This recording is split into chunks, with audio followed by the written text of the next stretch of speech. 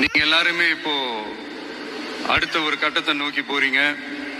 உங்க கெரியரை சூஸ் பண்ணக்கூடிய அந்த கட்டத்தை நோக்கி போறீங்க. உங்கள சில பேருக்கு ஒரு கிளியர் பிக்சர் மைண்ட்ல இருக்கும். அதாவது லைஃப்ல என்னவா ஆக போறோம், ஒரு டாக்டர், இன்ஜினியர், ஒரு பைலட் அப்படின்னு ஒரு கிளியர் பிக்சர் ஒன்று இருக்கும். அதுல ஒரு சில பேருக்கு அந்த ஒரு டிசிஷன் மேக்கிங்ல சின்னதா ஒரு தொய்வு ஏற்படலாம், சின்னதா ஒரு கன்ஃபியூஷன் ஏற்படலாம். அவங்க எல்லாருக்குமே நான் சொல்லிக்கிறது என்னன்னா, எல்லா துறையுமே நல்ல துறை தாங்க. நீங்க எதை தேர்ந்தெடுக்கிறீங்களோ அதுல உங்களுடைய முழு ஈடுபாட்டோட உங்களுடைய 100% உழைப்பை போட்டீங்கன்னா அது யாரா இருந்தாலுமே வெற்றி நிச்சயம்தான். அதனால உங்களுக்கு பிடிச்ச துறையை நீங்க தேர்ந்தெடுங்க. உங்க அதுல இருக்கிற ஆப்ஷன்ஸ் எல்லாம் ஃபர்ஸ்ட் தெரிஞ்சுக்கோங்க. உங்க பேரண்ட்ஸ் கிட்ட டிஸ்கஸ் பண்ணுங்க, உங்க ஸ்கூல் டீச்சர்ஸ் கிட்ட டிஸ்கஸ் பண்ணுங்க. இந்த கெரியர் கைடன்ஸ் கொடுக்கறதுக்கெல்லாம் நிறைய பேர் இருக்காங்க, இந்த கெரியர் கவுன்சிலிங் கொடுக்கறதுக்கெல்லாம் நிறைய பேர் இருக்காங்க. அவங்க எல்லாரையும் மீட் பண்ணுங்க. இந்த மாதிரி ஒரு சந்தர்ப்பத்தில் நான் என்னுடைய ஒரு சின்னதாக ஒரு கெரியர் கைடன்ஸ் உங்ககிட்ட ஷேர் பண்ணணும்னு ஆசைப்படுறேங்க. பொதுவாக நம்ம ஒரு துறையை தேர்ந்தெடுக்கும் போது அதில் எவ்வளோ டிமாண்ட் இருக்குது அப்படின்றத நம்ம பார்ப்போம் இல்லையா? ஃபார் எக்ஸாம்பிள், மருத்துவம், பொறியியல் மட்டும்தான் நல்ல ஃபீல்டுன்னு சொல்ல முடியாது. இன்னும் சொல்லப்போனால் நம்ம தமிழ்நாட்டில் உலகத்தரத்தில் டாக்டர்ஸ், இன்ஜினியர்ஸ், லாயர்ஸ்லாம் அதிகமாகவே இருக்காங்க. இங்கே நம்மக்கிட்ட என்ன இல்லை அப்படின்னா, இங்கே நமக்கு எது இன்னும் அதிகமாக தேவைப்படுது அப்படின்னா நல்ல தலைவர்கள்.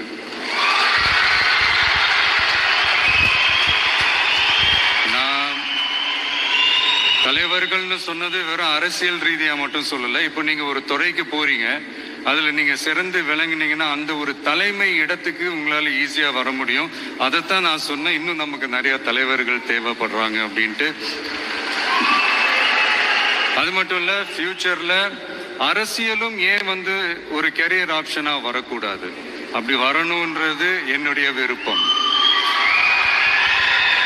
நல்லா படிச்சவங்க அரசியலுக்கு வரணுமா வேண்டாமா? உங்களை தான் கேட்கிறேன். நல்லா படிச்சவங்க அரசியலுக்கு வரணுமா வேண்டாமா? நல்லா படிச்சவங்க தலைவர்களாக வரணுமா வேண்டாமா? ஓகே, ஆர்வம் எனக்கு புரியுது. பட் இப்போதைக்கு படிங்க, மீதி எல்லாம் அப்புறம் பார்த்துக்கலாம். அதே மாதிரி நீங்க படிக்கும் போதே மறைமுகமாவே நீங்க அரசியல்ல ஈடுபட முடியாது. எப்படின்னா, ரொம்ப சிம்பிள். நீங்க ஒன்றும் இல்லை, நீங்க டெய்லி இந்த நியூஸ் பேப்பர்லாம் படிங்களேன். படிக்க படிக்க உங்களுக்கே தெரியும், ஒரே செய்திய ஒரு நியூஸ் பேப்பர் ஒரு மாதிரி எழுதுவாங்க, அதே செய்தியை இன்னொரு நியூஸ் பேப்பர் இன்னொரு மாதிரி எழுதுவாங்க. ஒரு செய்திய ஒரு நியூஸ் பேப்பர்ல ஃப்ரண்ட் பேஜ்ல ஹெட்லைன்ஸ்ல போடுவாங்க, அதே செய்தியை இன்னொரு நியூஸ் பேப்பர்ல கடைசி பக்கத்துல கூட போட மாட்டாங்க. நீங்க நியூஸ் வேற, ஒப்பீனியன் வேற, செய்தி வேற, கருத்து வேறங்கிறது உங்க எல்லாருக்குமே தெரிய வரும். இப்பெல்லாம் பாத்தீங்கன்னா நிறைய இந்த மெயின் ஸ்ட்ரீம் மீடியாவுக்கு ஈக்குவலா நிறைய இந்த சோசியல் மீடியா சேனல்ஸ்லாம் இந்த நல்லது கெட்டதுன்னு இந்த ஒப்பீனியன்லாம் கிரியேட் பண்றாங்கல்ல. அதெல்லாம் நீங்க பாத்தீங்கன்னா ரொம்ப ஈஸியா ஒரு நல்லதை கெட்டதாகவும், கெட்டதும் நல்லதாகவும், நல்லவங்களை கெட்டவங்க மாதிரியும், கெட்டவங்களை நல்லவங்க மாதிரி இந்த மாதிரி புரணி பேசி ப்ரொஜெக்ட் பண்றதெல்லாம் இந்த மீடியா, சோசியல் மீடியாலலாம் நம்ம பார்க்குறோம் இல்லையா? நீங்க எல்லாமே பாருங்க, நீங்க எல்லாமே படிங்க.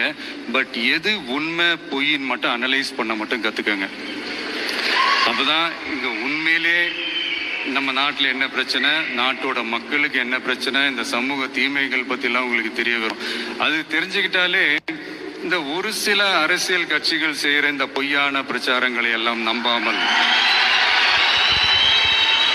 எது கரெக்ட், எது தப்பு, எது உண்மை பொய்ன்னு இதை அனலைஸ் பண்ணி பார்த்துட்டு நல்ல தலைவர்களை தேர்ந்தெடுக்கக்கூடிய ஒரு விசாலமான ஒரு உலக பார்வை உங்களால வளர்த்துக்க முடியும்.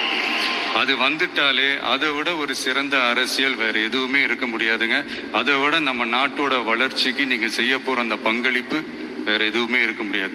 ஃபைனலா ஒரே ஒரு சின்ன விஷயம், friendship adds fragrance to life. அதுல எந்த மாற்று கருத்துமே கிடையாது. ஒரு கட்டத்துக்கு அப்புறம் பேரண்ட்ஸுக்கு அடுத்தபடியா, இன்னும் சொல்ல போனா பேரண்ட்ஸை விட அதிகமா நண்பர்களோட டைம் ஸ்பெண்ட் பண்ணக்கூடிய அந்த ஒரு சூழ்நிலை ஏற்படும். அதனால நல்ல நண்பர்களை தேர்ந்தெடுங்க. நீங்க கேட்கலாம், நட்புன்றது அதுவா அமையறது தானே, நாம எப்படி சூஸ் பண்ண முடியும்னு. அது ஒரு விதத்துல கரெக்ட் தான். அதனால நான் கொஞ்சம் வேற மாதிரி சொல்றேன்.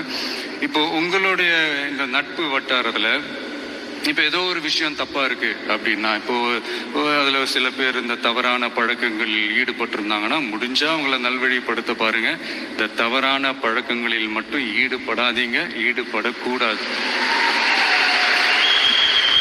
நான் முன்னாடியே சொன்ன மாதிரி தான், உங்களோட அடையாளத்தை எக்காரணத்தை கொண்டும் இழந்துடாதீங்க. Don't lose your identity at any cost. இது நான் ஏன் இவ்வளவு வலியுறுத்தி சொல்றேன்னா, இப்போ ரீசெண்ட் டைம்ல நீங்க பாத்தீங்கன்னா நம்ம தமிழ்நாட்டில் இந்த போதை பொருட்களுடைய இந்த பயன்பாடு அதெல்லாம் வந்து முக்கியமா யங்ஸ்டர்ஸ் மத்தியில் ரொம்பவே அதிகமாயிருச்சு. ஒரு பெற்றோர் என்ற முறையில், ஒரு அரசியல் இயக்கத்துக்கு தலைவர் என்ற முறையில் எனக்குமே ரொம்ப அச்சமாக தான் இருக்கு. சொல்லலாம் இப்போ வந்து இந்த போதை பொருட்கள்லாம் இதெல்லாம் கண்ட்ரோல் பண்றது அரசோட கடமை. இதெல்லாம் வந்து யங்ஸ்டர்ஸ் இதுல இருந்து காப்பாத்துறதெல்லாம் அரசுங்களோட கடமை. இப்ப ஆளும் அரசு அதெல்லாம் தவற விட்டுட்டாங்க அப்படின்றத பத்திலாம் நான் இங்க பேச வரல. அதுக்கான மேடையும் இது இல்லை. நான் என்ன சொல்ல வரேன்னா, சில நேரத்துல அரசாங்கத்தை விட நம்ம லைஃபை நம்ம தான் பார்த்துக்கணும், நம்மளுடைய சேஃப்டியை நம்ம தான் பார்த்துக்கணும். ஸோ உங்களுடைய செல்ஃப் கண்ட்ரோல், உங்களுடைய செல்ஃப் டிசிப்ளின் அது மட்டுமே வளர்த்துக்கோங்க. Say no to temporary pleasures, say no to drugs. எனக்காக இது ஒரே ஒரு வாட்டி ரிப்பீட் பண்றீங்களா? Say no to temporary pleasures, say no to drugs. இன்னும் ஒரே ஒரு வாட்டி please. Say no to temporary pleasures, say no to drugs. Thank you. இந்த உறுதிமொழியை நீங்க எல்லாரும் எடுக்கணும்ட்டு ரொம்ப தாழ்மையுடன் கேட்டுக்கிறேன். மற்றபடி வேற ஒன்றும் இல்லை. இந்த தேர்வில் தேர்ச்சி பெற முடியாதவங்க, நினைச்ச மாதிரி மார்க்ஸ் எடுக்க முடியாதவங்க ஒன்றும் லைஃப்ல எதுவும் டிசப்பாயிண்ட் ஆடாதீங்க. வெற்றி தோல்வி ரெண்டுமே ஈக்குவலா பேலன்ஸ் பண்ணி போக கத்துக்கிட்டாலே போதும். தோல்வி நம்ம கிட்ட வர்றதுக்கே பயப்படும். Success is never ending, failure is never final. So இது மட்டும் புரிஞ்சுக்கோங்க. நான் 3ஆம் தேதி மீட் பண்ண போற அந்த செட் ஆஃப் ஸ்டூடெண்ட்ஸ் அண்ட் பேரண்ட்ஸுக்கும் சேர்த்து தான் இன்னைக்கு வந்து நான் பேசுறேன். ஏன்னா மறுபடியும் இந்த மாதிரி அட்வைஸ் பண்ணி அவங்கள நான் போர் அடிக்க விரும்பல. ஏன்னா ஜென்ரலாகவே தெரியும் அட்வைஸ் பண்ணவங்க எல்லாருக்கும் பிடிக்காதுன்னு. ஏன்னா நானும் அப்படிதான். அதனால ஸோ அன்னைக்கு வந்து டைரக்டாக நம்ம வந்து ஸ்டூடெண்ட்ஸை கௌரவிக்கிற அந்த நிகழ்ச்சிக்கு நம்ம போயிடலாம். So thank you. மீண்டும் சந்திக்கும் வரை நன்றி, வணக்கம்.